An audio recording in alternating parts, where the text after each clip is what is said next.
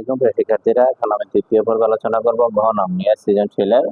তো ঘনক উদ্দীপকে আছে y equal to 14 mn by m plus n। যেহেতু আমাদের মান নির্ণয় করতে বলছে y প্লাস 7m, পরটা হচ্ছে y মাইনাস প্লাস 7n, তার মানে প্রথমে আমরা 7m দ্বারা ভাগ করব উভয় রাশিকে, 7m দ্বারা, পরে n দ্বারা, m plus n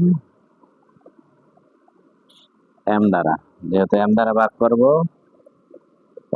y 7m, 7 গুণা 14, m গেলে n থাকবে, m প্লাস n, যোজন বিয়োজন, উপরে yটা উপরে নিচেরটা প্রথমে যোগ পরে বিয়োগ, উপরে যে রাশিটা উপরেও নিচেও প্রথমে যোগ নিচেরটা পরে বিয়োগ, বিয়োগ হলে দ্বিতীয় রাশির জন্য পরিবর্তন, যোজন বিয়োজন করে, সুতরাং y plus 7m, y minus 7m, 2 1 3 n, m 2 থেকে 1 বাদ দিলে একটা n, তার মানে সমীকরণ 1। পরবর্তীতে y is equal to 14m and m plus n।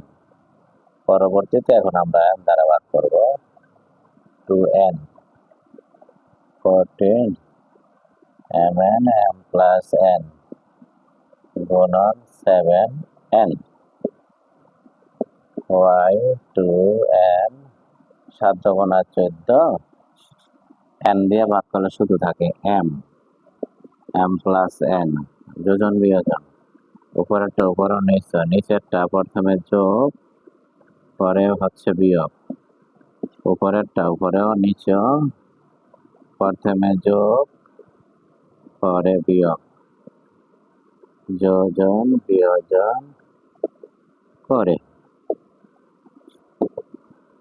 y plus 2n, y minus 2n, 2 1 3 m, n n n, 2 থেকে 1 বাদ দিলে একটা n, m, তার সমীকরণ 2। 1 নং আর 2 নং আমরা এখন যোগ করব, 1 নং এর বাম পাশ, 2 নং এর বাম পাশ। 1 নং এর বামে আছে y plus 7m, y minus 7m plus y plus 7n, y minus 7n, এর মান নির্ণয় করতে বলছে, যেহেতু ডানে জায়গা হবে না তো আমরা নিচে নিচে লিখবো একই। এর ফলাফলটা হচ্ছে 3n m, n minus m plus